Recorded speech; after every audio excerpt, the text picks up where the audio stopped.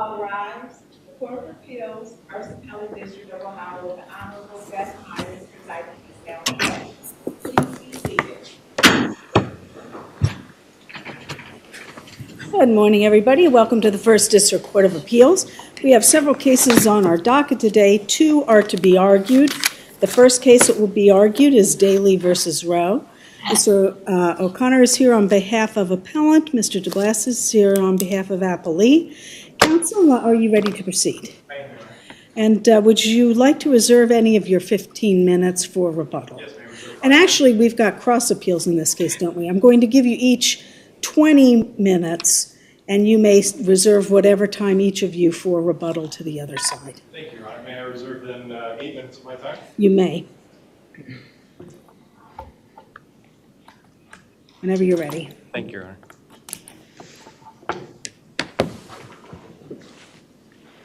May it please the court, I want to begin with a point of agreement between the parties. Both sides agree that the $45,090 judgment that the trial court entered was error and must be reversed. I argue that at minimum the judgment must be halved because the damages were unwittingly duplicative. Really it should be zero because the appellee didn't have standing to pursue a claim on behalf of the corporation and because the damages, he didn't carry his burden of proof. Let me stop you there and ask you to focus on that for a minute. If you're right, and if it's a derivative claim and not an individual claim, what happened to the derivative claim? Because it was pled as a derivative action. What happened to that claim? That's right, Your Honor. It was pled as the complaint was a bit scattershot. It was pled with everything at it. One of the words in the complaint was derivative. What happened early on there was a motion to disqualify the appellee's trial counsel because he was asserting individual claims and supposedly derivative claims. And he did not, this is a corporation with 4 members of the board of directors. He didn't call a meeting of the board of directors to see if the corporation wanted to pursue this claim. And he didn't. But didn't the trial court find it would have been futile, so therefore that requirement wasn't necessary? If you look, the finding of the trial court is on the entry on the motion to disqualify. And in that, the court says it would have been futile because there's 2 shareholders of the company. Respectfully, that's an erroneous decision because the number of shareholders in a company, in a corporation, this company was formed, I believe, in '92 before Ohio had LLC. So this is a corporation. And what we look to is the board of directors. Under Civil Rule 23.1, we have to present it to the board of directors of a corporation. The appellee never did so, never tried to. The other 2 members of the board of directors are Dominic Mastrosario and Lynn Weekly, both of whom are counsel that don't have an interest in this case. There's no reason to think that they wouldn't have been able to vote in an unbiased and objective manner on whether the corporation should pursue this as a derivative claim or not. But the trial court, having found it would have been futile and that it wasn't required in essence, what happened to the derivative claim? It wasn't dismissed. It wasn't ruled on. Is it still there? Well, I would say that if something wasn't pursued at trial, the party that has the burden of proof who doesn't pursue it, it's dismissed or judgment is certainly not rendered in favor of that. To answer your question is what happened as the trial got nearer. I mentioned a motion to disqualify. What the appellee did of his own initiative was went out and hired a separate counsel for the corporation who respectfully did nothing in the case, monitored and did what you would expect for a nominal party who has an interest in the case but isn't pursuing anything. And then I want to say a week before trial, the counsel for QCI, the corporation, submitted an entry realigning it as a nominal party defendant. And that clearly shows that the corporation wasn't pursuing a derivative claim at trial. This case went to trial in a money judgment. Go ahead. But we've got a breach of fiduciary duty by your client. And whether it is derivative or direct, I mean, that has consequences, doesn't it? Certainly, and that's, I suggest in the brief that if a party can prove the elements of, let's call it liability on a breach of fiduciary duty claim, but that party still has a burden of proof with regard to injury and damages. If they fail to carry that essential element of the claim, then I would submit that the answer is judgment for the defendant. At best, it's a claim for nominal damages. This is why we have nominal damages in the law, is when there has been underlying liability proven, but no damages have been established to any degree of certainty, let alone a reasonable degree of Well, I certainty. mean, I think on the whole question of damages, I mean, you start out saying like, well, we say it's zero, they say it's, I mean, like we see that all the time, and that doesn't necessarily mean that the damages were improperly awarded or that there shouldn't be something different. But there does seem to be, based on my review of the record, concerning conduct by your client in terms of extracting money from the corporation and not sharing it with the other shareholder. I mean, what are we supposed to do with that? Well, as to the facts, when the trial court created the Exhibit A to the judgment entry, which was the spreadsheet that comes up with the $45,090 judgment, the line items, the rows on that spreadsheet are certain checks that the trial court said were wrongful distributions from my client to himself. Those checks are written on an account of CA Patents LLC. So I hate to get into the weeds on the facts, but my client has a company, Coding Applications, or CAI. It sells, let's say, 10 different products in the aviation industry. The appellee has the rights to 50% of one of those products. And so when my client goes out and sells 10 different products to GE or Pratt & Whitney, he has the right, it's undisputed, to the revenue and the income from 9 of those products. And so when the court sees distributions coming from my client's 100% owned corporation to himself, respectfully, there's no evidence in the record of whether that income, whether that revenue was related to the sale of braze tape or to Fusilloy or any of these other products that my client sells. Let's stick with damages for a minute. Sure. Would you agree that if, in your mind, appellee had established lost profits, that would have been a proper measure of damage? As I understand your argument, it's that the court found it was not established. That is correct, Your Honor. And I would say that if the appellee had come into trial and had an expert come in and talk about profit margins or what the operating expenses are, I would have cross-examined at trial. We would have had a more developed record with regard to that. But you don't need an expert for that. You can have an internal person testify as to the profit margin, the cost of goods sold. You don't need an expert. I agree with you that the lack of an expert itself isn't a fatal blow to the appellee's claim. But what we have to look at is in cases involving lost profits, most of the time a case involving lost profits goes to trial, you're looking at future harm and you're trying to quantify something that is necessarily unknowable because it involves things in the future. That's not what we had here. What we had here was an allegation of a loss of net income for a historical period of time before trial. They could have tried their case and presented it a host of different ways. They could have looked at bank records. They could have subpoenaed customers to come in and talk about what sales were actually done. But there isn't anything there. They admit that their proof of income is incomplete, and they don't talk about operating expenses at all. Nowhere in the trial or in their appellate briefs do they mention that during this whole period of time, it was my client who was paying for the rent, the employees, the utilities, the insurance, the cost of the precious metals to create this specialty project, which had ballooned during that period of time. And so when you're calculating an allegation of net income, profit, you have to have income and you have to have expenses, Your Honor. Counsel, I have 2 questions for you. The first is, one of the allegations is that your client kept that information from the opposing party, and that what happened during the approximately 2.5 years that he was locked out, that a lot of stuff may have gone on, but it's very hard for him to be able to quantify it because that information was kept from him. How do you respond to that? First and foremost, I would say that argument wasn't raised below, and so it's waived. But setting that issue aside, if they had issues about the amount of facts that they could gather before trial or discovery, that's a discovery motion that was never filed. They didn't go to the court and say, we need more time because we haven't gotten X, Y, and Z documents that we think we need. They didn't go and ask the court for an adverse inference or a spoliation instruction. Those are all the things that normally you would expect to see if now on appeal they're making this argument that my client somehow is at fault here for not providing them the information, Your Honor. Okay. And then my second question, also about damages. At trial, wasn't like historical profit shown at trial? Like what had happened the years before 2018?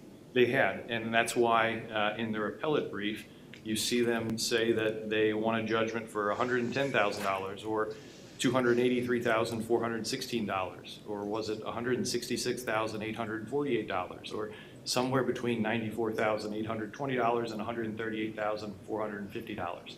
They have this data, and there's no synthesis of it, and they're trying to extrapolate. At one point in the brief, they say, well, let's look at the performance in 2017 and say that it should extrapolate for the next 2.5 years. Let's assume it performs the same way during the time of COVID, during a time where inflation is going up and precious metals are going crazy. None of that was here. There was no... But isn't that weight and sufficiency? I mean, once they establish a prima facie case of damages, let's say to the court's satisfaction. Here it wasn't to the court's satisfaction, but if it were, then isn't it up to you to poke holes in why their methodology is flawed? I think that's an excellent point, Your Honor, and I think perhaps you've helped me answer your question. The trial court itself found that not only was the profit calculation speculative, but the proof of income was speculative. So there's no discussion of expenses, speculative evidence regarding income, and speculative conclusions regarding profits. What if we disagree with that? Then what?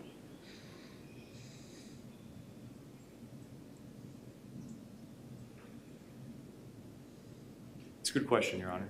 If you disagree with the trial court's finding that that the proof of income and the proof of profit was speculative and that the appellee had failed to carry his burden of proof, I think you have to remand. I think you have to remand and allow the trial court to assess and conduct a hearing on that. Can I ask you another question about the derivative issue? Because I'm looking at paragraph 17 of the court's findings, and it says that the court finds that Rowe's actions in wrongfully taking assets for his own use constitutes a breach of fiduciary duty to both Daley and the corporation. So while the court doesn't frame this explicitly as a derivative finding, doesn't that suggest that, at least in part, the court is basing it on derivative action? Because there's no point in saying you breach the duty to the corporation unless the corporation would be entitled to recover that. Does that make sense? I understand what you're saying, Your Honor. I think about it this way. No one in this case is disputing that owners of a closely held corporation owe fiduciary duties to one another. No one is... Right, but do you dispute that he breached the fiduciary duty to the corporation? I'm not disputing the trial court's finding of wrongdoing here. And if we looked at the elements of the breach of fiduciary duty, I think the trial court found, and it's not on appeal, the first couple of elements of that. The crux of this is damages. And so I think about this when we look at the direct versus derivative claim, and we look at this court's decision from 2 years ago in Moss versus Moss.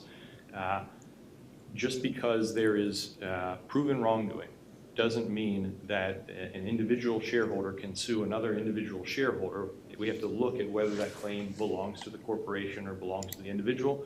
And so I've always thought about it as if my friend on the other side and I had a corporation, we were 50-50 owners, and I logged into the system and I canceled his health insurance wrongfully. That's an individual claim. That's individualized harm to my friend that is not unique to the corporation, and so he could absolutely sue me and assert a claim for breach of fiduciary duty. But that's not what we have here. You are at your time. I've let you go over because we've asked you the questions. I appreciate that. All right. Thank you. Mr. DeBlasis, would you like to reserve any of your 20 minutes? Yes, Your Honor. Thank you. I'd like to save 3 minutes for rebuttal on the cross appeal. All right. Whenever you're ready. Good morning. May it please the court. My name is Rick DeBlasis. I represent the plaintiff, appellee, and cross appellant Cliff Daley. I'd like to basically start where the court left off. One question that the court is raising is this a derivative claim or is this a direct claim? And I think we can put that matter to bed. This is a direct claim. Exactly as my opponent just said, it's just like canceling the other, your friend's health insurance. The entire operation of this business, once my client was frozen out, was the same as it always was.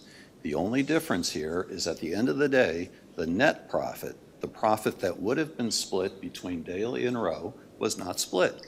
Except that the way this worked is the revenues were deposited with the corporation. They were 50% shareholders.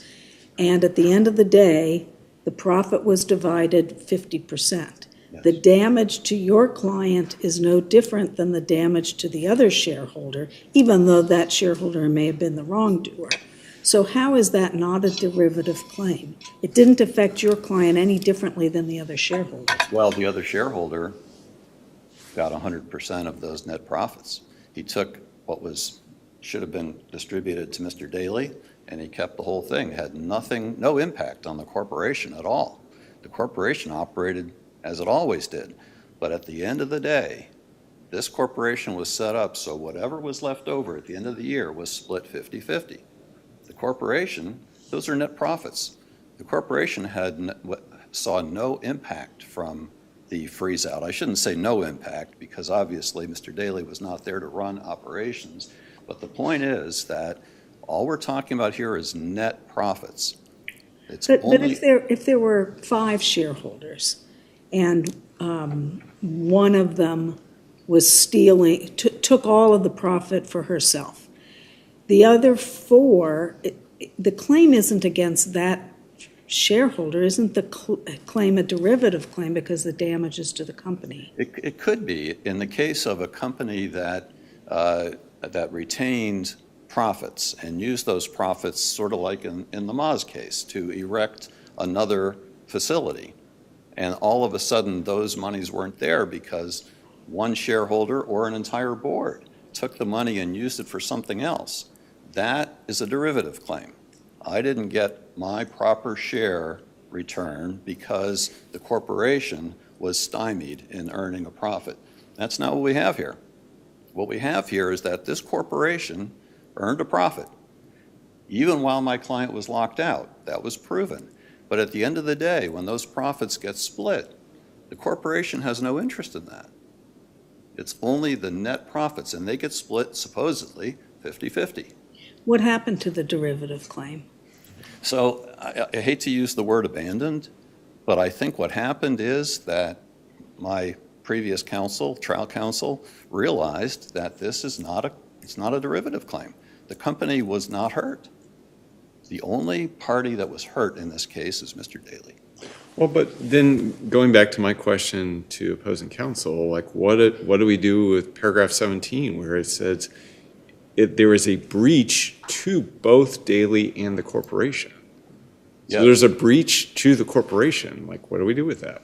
Well, I do think the court found that, and I do think that language comes right out of some of the case law. Because if you go all the way back to the first case on the subject, which was Crosby versus Beam, the issue was always, well, if you have a breach, how do we know whether it's a corporate claim, a derivative claim, or if it's an individual claim? And it's exactly as we just discussed. The question is, who suffered the harm? And Crosby, I think, was the first case to decide that where the shareholder suffers a harm, and I believe my opposing counsel said it clearly, separate and distinct from the harm caused to the corporation, then the shareholder has a direct suit. Now, I realize what Judge Bergeron's saying, that the court used that language all in one sentence. But I don't think that was crucial to the finding. I think that came right out of the case law.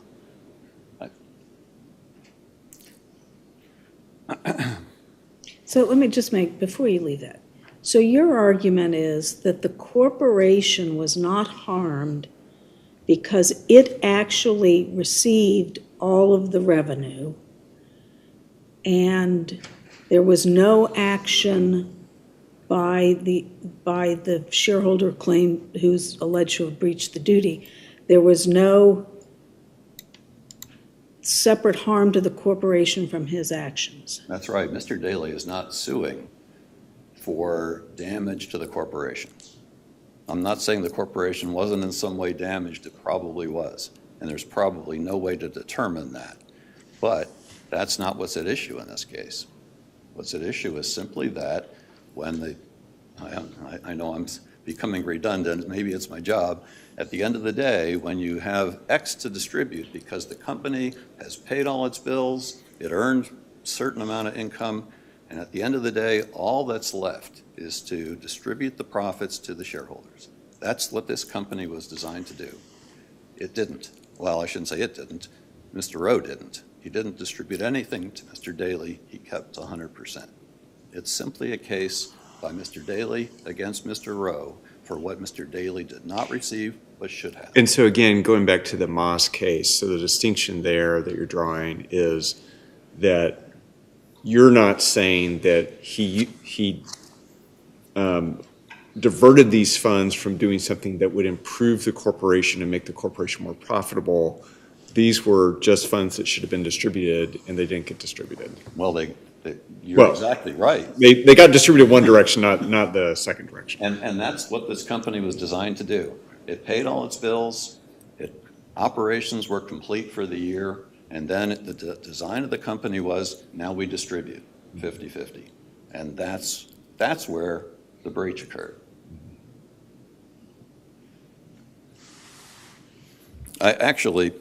Moving to the issue of damages, I like Judge Bergeron's statement in Donopoulos, where the court said an award of damages must be shown with a reasonable degree of certainty and in some manner other than mere speculation, conjecture, or surmise. However, once a plaintiff establishes a right to damages, plaintiff's right will not be denied merely because the damages cannot be calculated with mathematical certainty. That's correct. That's what this court held. That's what this case is about. These damages cannot be calculated with mathematical certainty, and there's a reason for that. The records were withheld. The records were, my opposing counsel says Mr. Daly could have done more to get those records in discovery, but he did everything he could to get those records. And the court may have seen it, there's voluminous records, but there's big gaps in the records.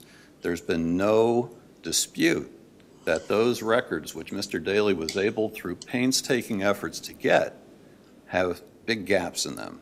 But Counsel, was this raised below? Your opposing counsel said that it was not.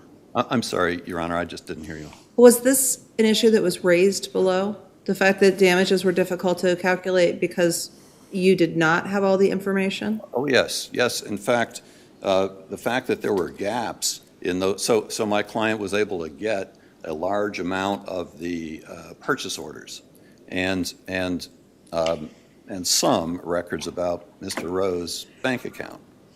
But there were gaps in the evidence, and those gaps are. But I mean, the fact that there's gaps, I mean, that's something that you could have run down at trial and either use that offensively to say he's lying, he's hiding stuff, and try to convince Judge Nestor to agree with your view of the case, or you could have used an expert to say, look, here's the gaps, here's what we know, and extrapolating that, here's the number that I would put forward. I mean, like, there's nothing we can do with the fact that there's gaps at this point, is there? Well, I think there is. First, we don't expect the court to assess a number on the gaps. But what we believe happened at trial, we believe, what did happen at trial is that Mr. Daly was able to prove a significant amount of income to the corporation, a significant amount that in the previous years would have netted both shareholders X. And that's all Mr. Daly was seeking. He wasn't seeking the amount that was undetermined. And the courts have been clear. In fact, the U.S. Supreme Court is very clear on this. The U.S. Supreme Court said the proof of future profits by the evidence of past profits in an established business gives a reasonable basis for a conclusion. You don't need, as Judge Bergeron found, you do not need to prove all of your damages. Once you prove a right to damages, then you're entitled to the damages a reasonable person would assess. That's the Supreme Court. Supreme Court said the wrongdoer is not entitled to complain that damages cannot be measured with the exactness and precision that would be possible if the case, which he alone is responsible for making, were otherwise. Do you agree with opposing counsel that if we agree that they are not speculative, that the remedy is to remand it to the trial court to figure it out? I certainly can't argue that Appellate Rule 12 says that is one of your options. We asked in our briefs, and I know the court has read them, that you also have the option of rendering the judgment the trial court should have rendered. That's what I would prefer. This case is very expensive. It's gone on a long time, and we think that there's enough in the record to award Mr. Daly a proper judgment. There's no question that we believe Judge Nestor did a great job with the case and issued a fine opinion, but I cannot explain how he arrived at that $45,000. I don't know if he was splitting the baby, but But I think that that's the problem for us from the vantage point of your argument is you say that all of this evidence was before the trial court, and for whatever reason, Judge Nestor did not find that persuasive at the end of the day, and he found $45,000 to be the figure. So I know. Yeah. All I can tell you, Judge, is that Judge Nestor erred on the law. He thought that the damages, since they weren't calculable precisely, were then quote unquote speculative. That's the word he used. This is not a speculative damage case. A speculative damage case would occur, say, if Mr. Rowe shut down the business and there were no profits, but we tried to say, well, that shutting down was a breach, and therefore the company would have earned X, Y, and Z. That's not this case. This case, the damages are not speculative. He didn't shut down the business. He ran the business. Mr. Daly painstakingly got the purchase orders and the receipts, and he determined he proved the prior 5 years of operation before the freeze-out, the prior 1 year of operation before the freeze-out. That's what the Supreme Court says gives you a proper measure of damages. And then he also proved with the actual invoices a particular amount. That is, there were invoices that were agreed to at trial and some that were in dispute.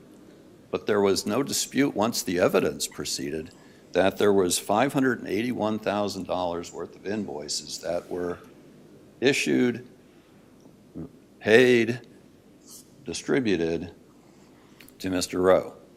If you apply the percentages that the individuals applied or earned in the prior years, that would come to at a 16.3% profit, which was the prior 5 years, $95,000.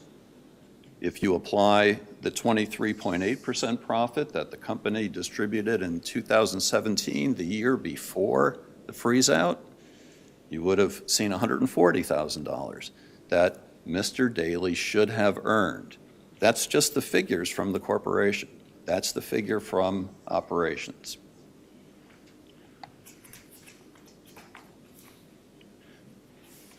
We'll say the trial court correctly found, by clear and convincing evidence, that Mr. Rowe breached his fiduciary duty to Mr. Daly, causing him damage separate and distinct from the claims of the company, QCI.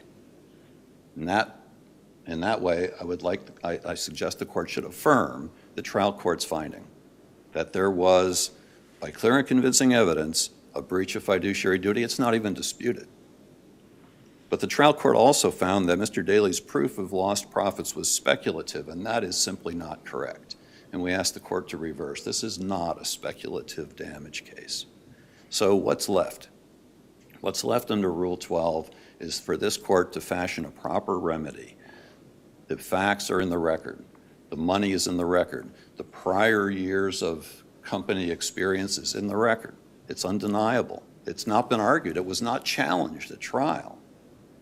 But yet, the court, because Judge Nestor believed that those damages were speculative, he did not render an order based on the actual proof of loss.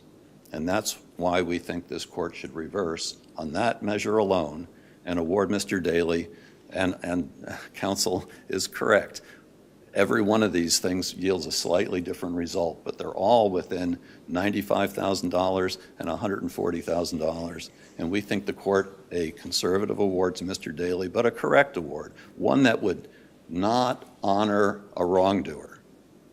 The wrongdoer should be punished. A proper award should be $100,000. Thank you. You'll have 3 minutes remaining. For this argument or for my rebuttal?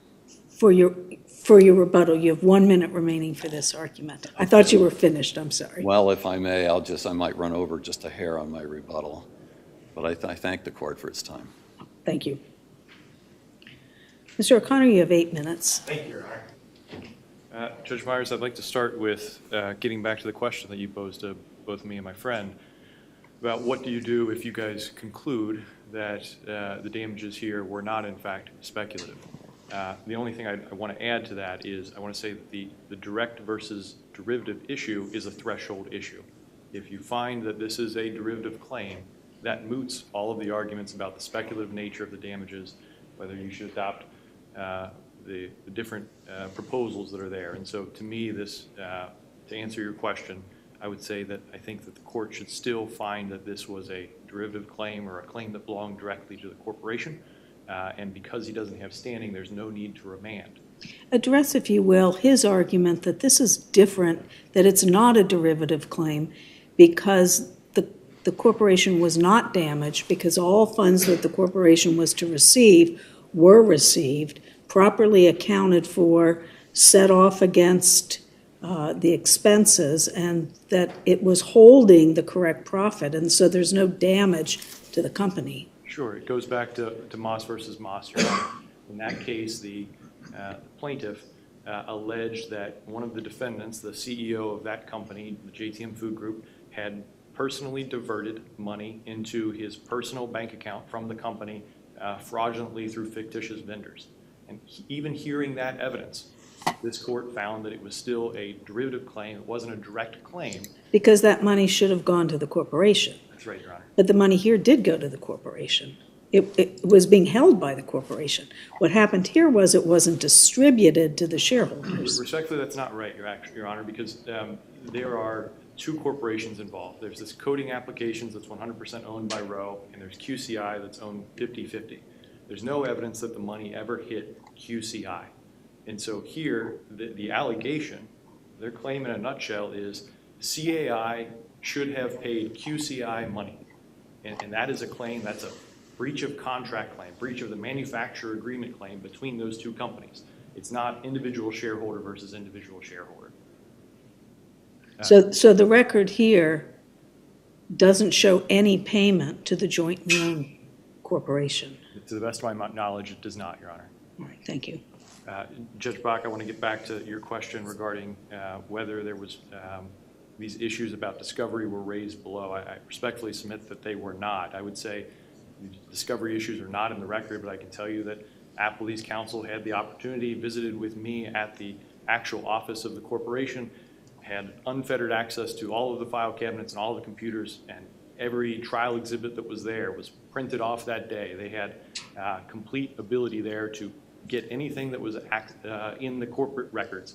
And that's the reason that there was no motion raised below about an adverse inference or spoliation or anything like that. I want to touch briefly on, I heard my friend on the other side say that Mr. Daly is not suing for damages to the corporation. He described that claim as abandoned. And Your Honor, I think that ties in nicely with your reading of the trial court's findings in paragraph number 17 below, where the trial court does mention a duty to both the individual and the corporation. But that's not what they're doing here. They're asserting a direct and only a direct claim, and they failed to prove that individual harm. If they had somehow proved individual harm, the damages still, at a minimum, should have been halved. So that the trial court's calculations here about the $45,000, I've explained this to my friend on the other side before. If you have $100 in a corporation thrown 50-50 by us, and you move all the $100 to one side, we understand how the math works. You get the math part. So that is, in my mind, clearly erroneous. I realize the hard appellate standard, but when the math is so fatally flawed, I think it's something that this court would have to correct at a bare minimum. Lastly, I want to talk about the Dinopoulos case from this court about proof of damages and speculative damages and whether you need expert testimony. In that case, it was a conversion case. We were trying to figure out the value of a bunch of diamonds, I believe, in a bracelet. And there the plaintiff had said that it was 10 carats and they were roughly worth $1,500 a carat. It's not what we have here. That's trying to put a price on a finite item that everyone understands is non-zero. Everybody knows that a diamond bracelet has some value. Here we have an operating company that has income, that has expenses, and we have to calculate the profit, and the burden of proving that profit, the burden of proving the damages they sought was on the plaintiff appellee. Unless the court has any other questions, I'll ask you all to reverse. Thank you. Thank you. Mr. de Blassis, you have 3 minutes. And will you start with counsel's argument that there's no evidence in the record that any of this money ever hit the jointly owned company, and therefore it is a derivative claim? Can I use the words red herring in this court? It makes no difference. That's an accounting glitch. That doesn't cover over what really happened here. What really happened is, at the end of the day, the company's operations were complete. Whether it deposited the money into this account for Mr. Rowe to take all of it, or deposited in this account for them to split, the operations were complete. Well, except that if the corporation was to receive the revenue and it didn't, the directors of that corporation would have a duty, this goes back to the derivative nature of it, to have a duty to collect that money on behalf of the shareholders. Yes. I mean, there is a step in there that, and doesn't that make it a derivative claim? Well, it doesn't in this case, and the reason is that QCI, this company, had no interest in the net profits, whether they were put into an account solely in the name of another company that Mr. Rowe operated, doesn't make any difference, because the operations were complete. These are net profits, and the net profits were of no interest to the corporation. They were only of interest to Mr. Daly and Mr. Rowe. And that's it, and Mr. Rowe took them. They could have been... Just to make sure I understand it, what you're saying is because these profits weren't going to be utilized for operations of the company, is that what you're saying? Exactly, Judge. Okay. Some companies like Moz, like the JTM food products, they use their profits, their net profits, they reinvest them in the business. They start another facility, they buy a new freezer.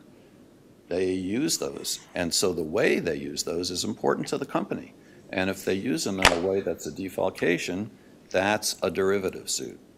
In this case, QCI doesn't use those net profits. They simply get distributed 50-50. So all that company does is take in the net profit and distribute it? It has no expenses? No, QCI takes in purchase orders, develops a product, sells a product, sends out the invoice, receives the money, but then it pays its bills. And once all that happens, the net profit gets distributed to the two shareholders, 50-50. Now, it seems to me that it is pretty important where the money that's coming in goes, whether it lands in QCI's account or some other account. It seems to me that is pretty important. I mean, if the company is using those funds to pay employees, to pay for materials, to pay the gas bill, then it's important. That's prior to net profit. That's right. In this case, there's no allegation that the company didn't pay its bills, that the company didn't pay its employees. The only allegation here is that after all that was done, the distribution of the net profits did not find their way to a 50-50 But then of necessity, the revenue had to hit that corporation because otherwise it couldn't have paid its employees. Well, and it did, and that's what we're saying. Whether Mr. Rowe put them in some other account that he started or had another business and put them into that account doesn't really make a difference in this case. In this case, company operated, paid all its bills. distributed its net profit, which is the way it was designed. And that net profit did not find its way to Mr. Daly. It found its way all to Mr. Rowe. And you are over your time, but I'm going to let the panel ask any follow-up questions that it has. I'm good, thank you. No? Any questions? All right, Thank you very much, Your Honor. Thank you both very much for your arguments today. We will take the case under advisement and give you a timely decision. We are going to change panels, so give us a minute to do that. Council can come up to council table while we're doing that.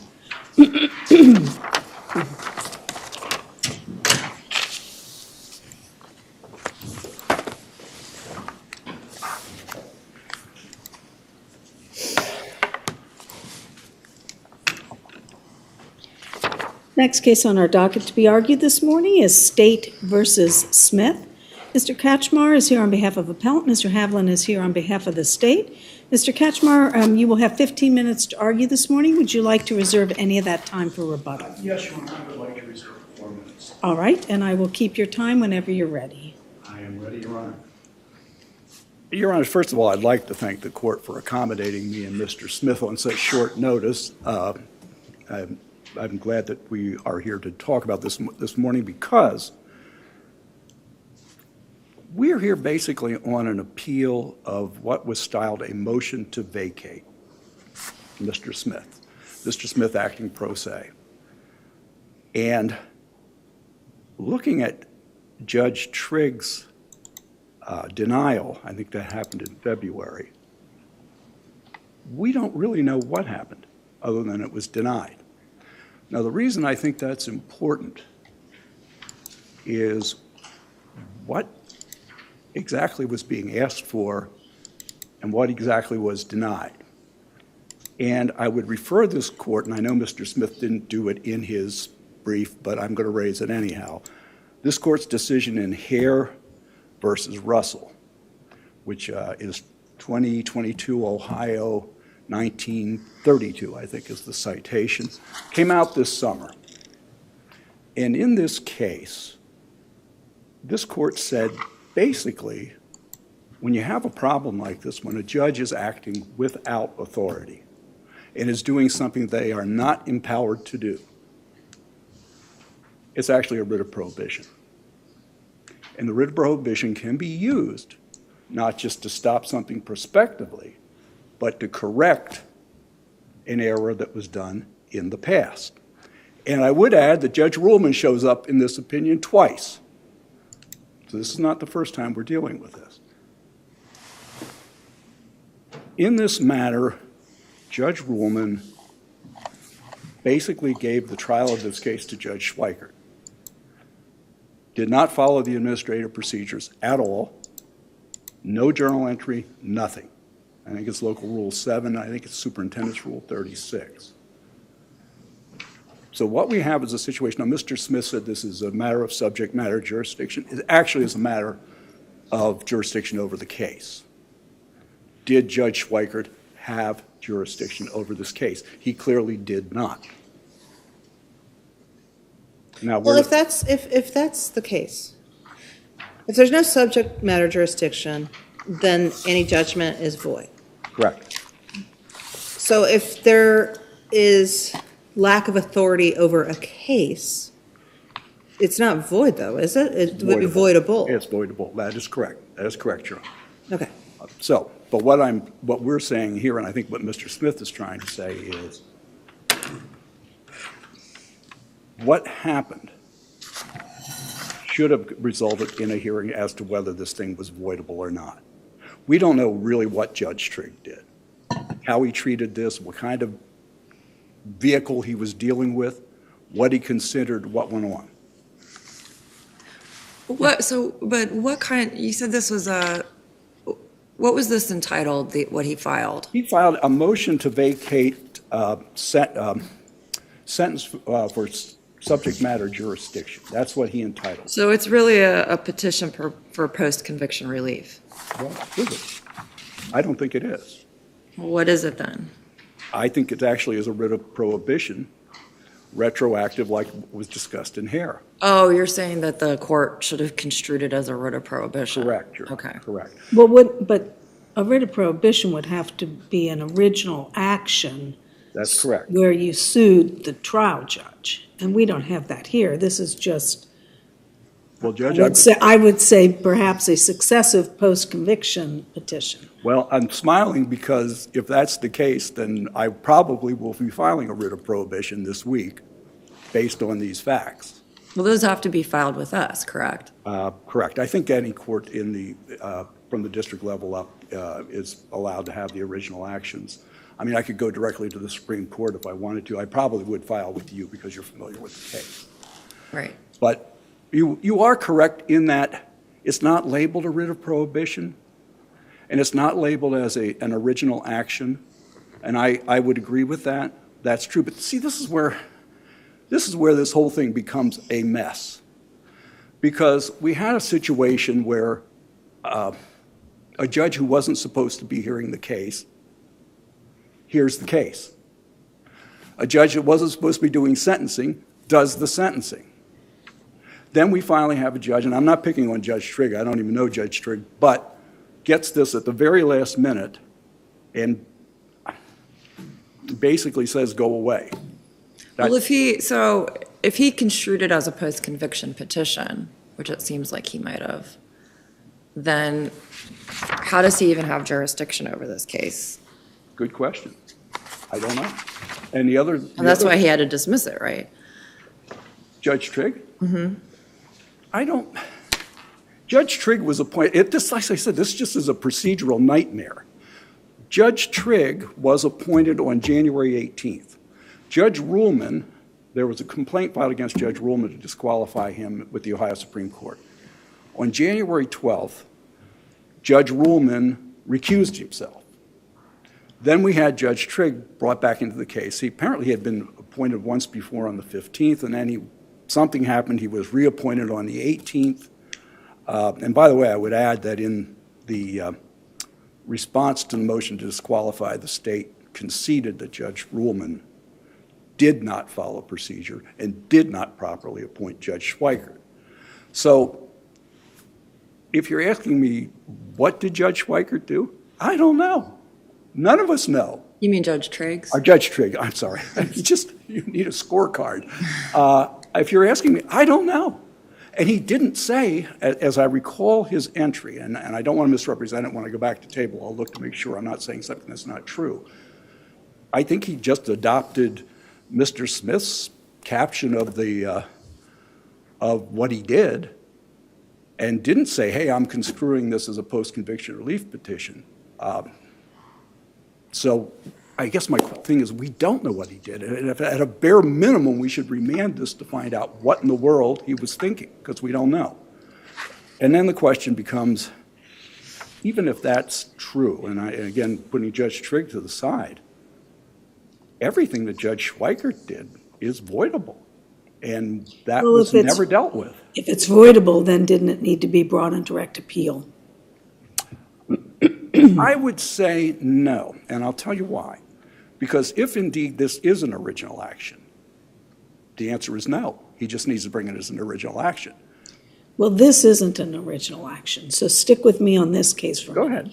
If it's voidable as opposed to void, the Supreme Court has told us that has to be raised on direct appeal, and he certainly knew at the time of direct appeal all the facts that you're now relying on. Well, Your Honor, let me...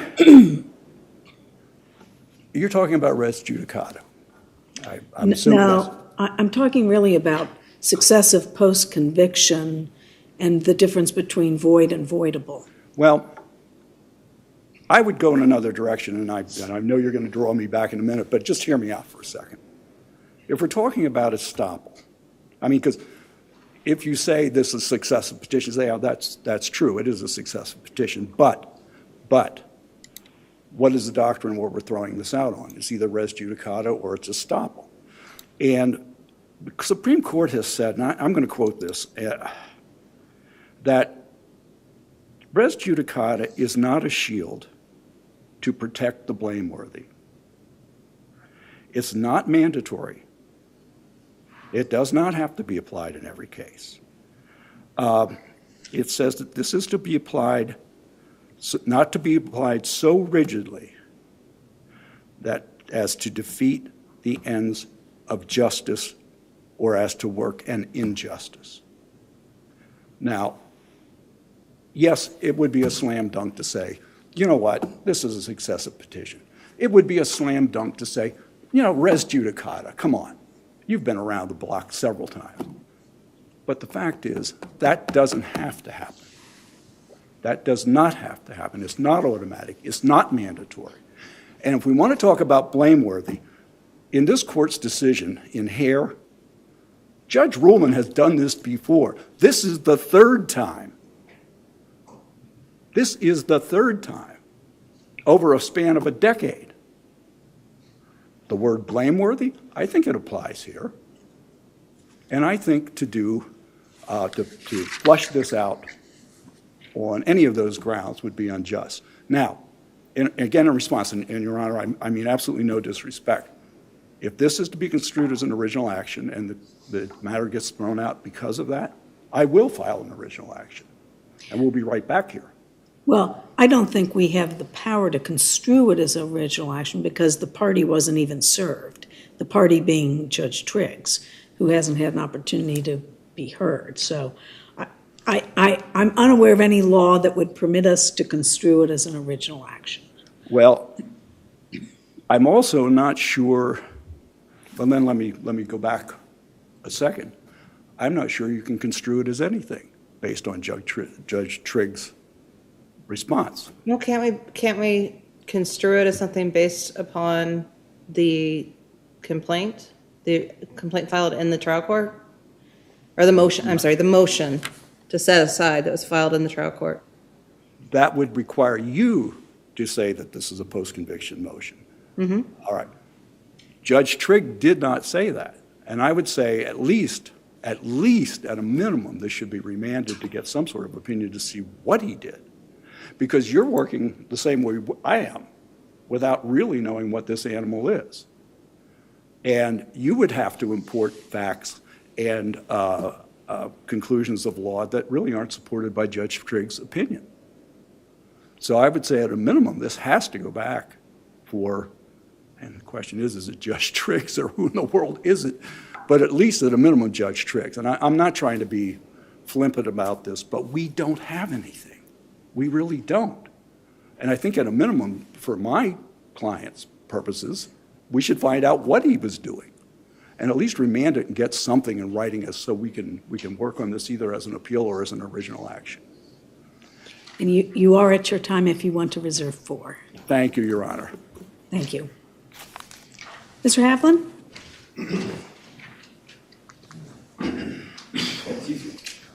Thank you, Your Honors.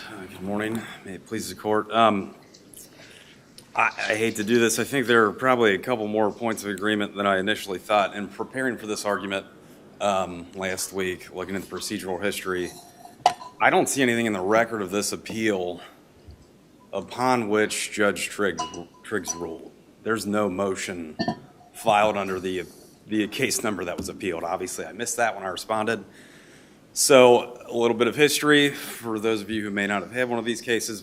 Back when the initial sentencing occurred, there was the instant action that included a burglary and some things.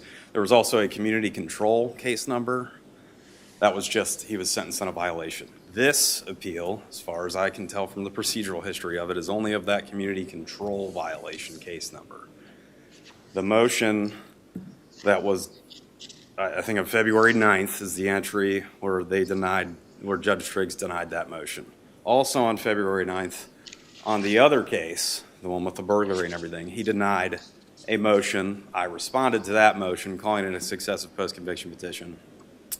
That's the only thing I see filed in the record of these two cases. So I noticed this. I wanted to bring it up. His motion was under a different case number than the one that he appealed. Yeah, that's my read of it, Judge. So I should have pointed, I've responded to several of these. I missed that, obviously, as well. I would have written that in the brief.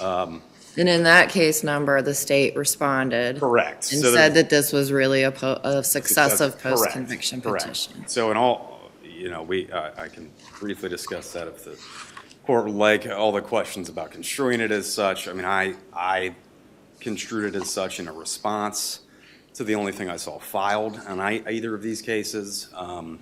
And my motion, I believe I captioned it a motion to dismiss due to its successive nature.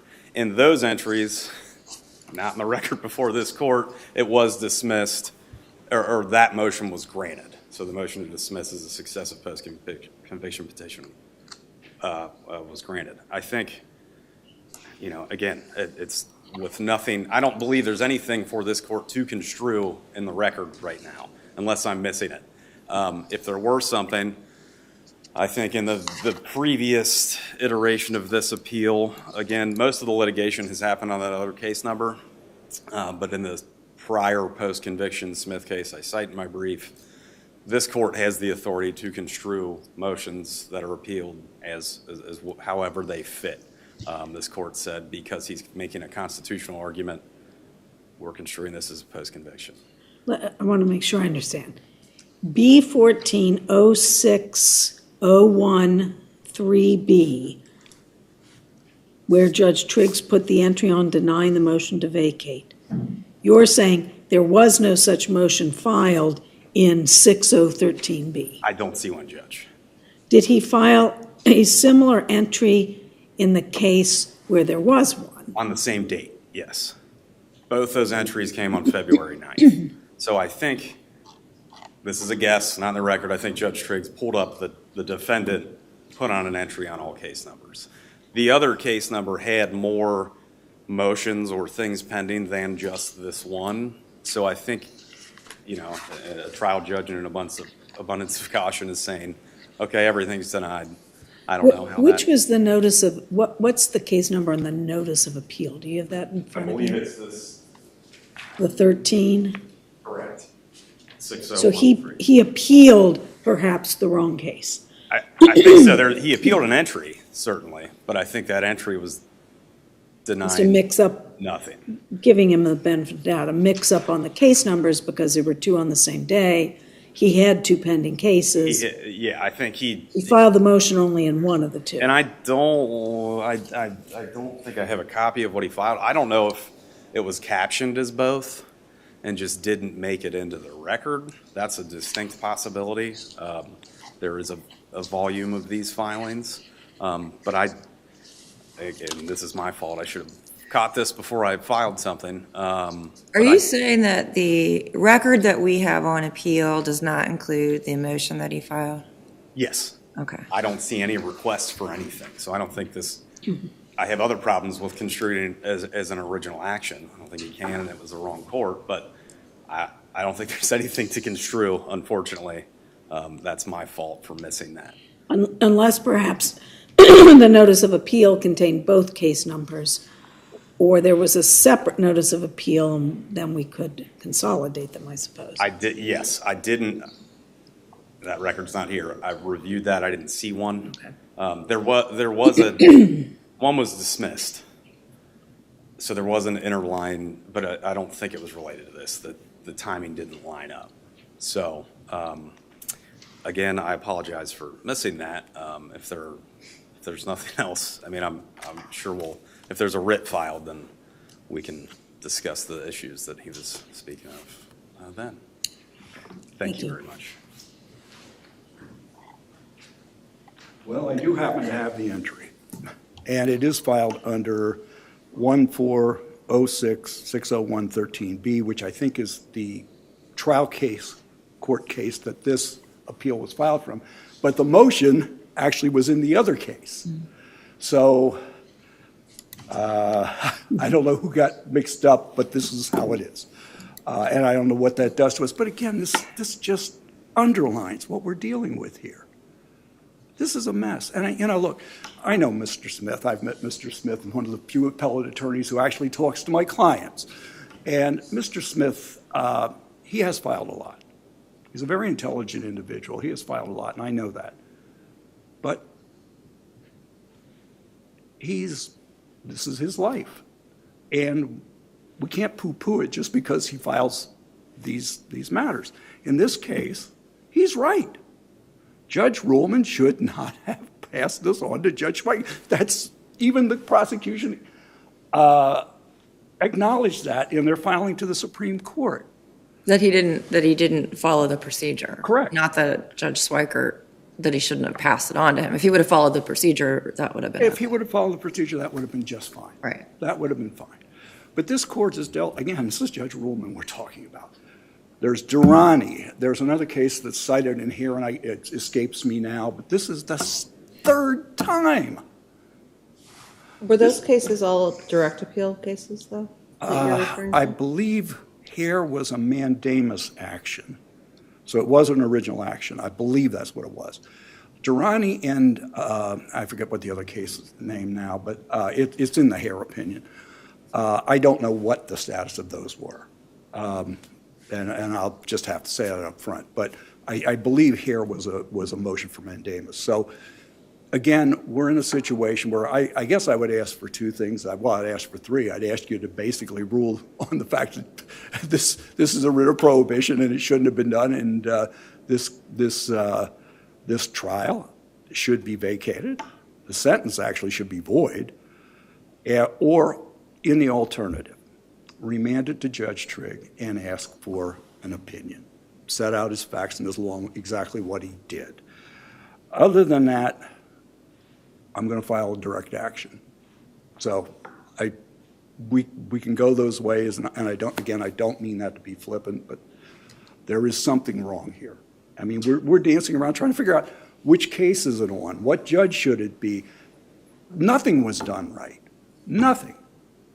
So again, going back to the Supreme Court, we can't use these rules to protect somebody who's blameworthy. We can't use these rules to create an injustice, and I think that's what happened here. Thank you, Your Honor. Thank you very much. Counsel, thank you both for your arguments this morning. We will take this case under submission and give you a timely opinion. That will conclude the oral arguments this morning for the First District Court of Appeals. Court of Appeals, Untitled Chapter is now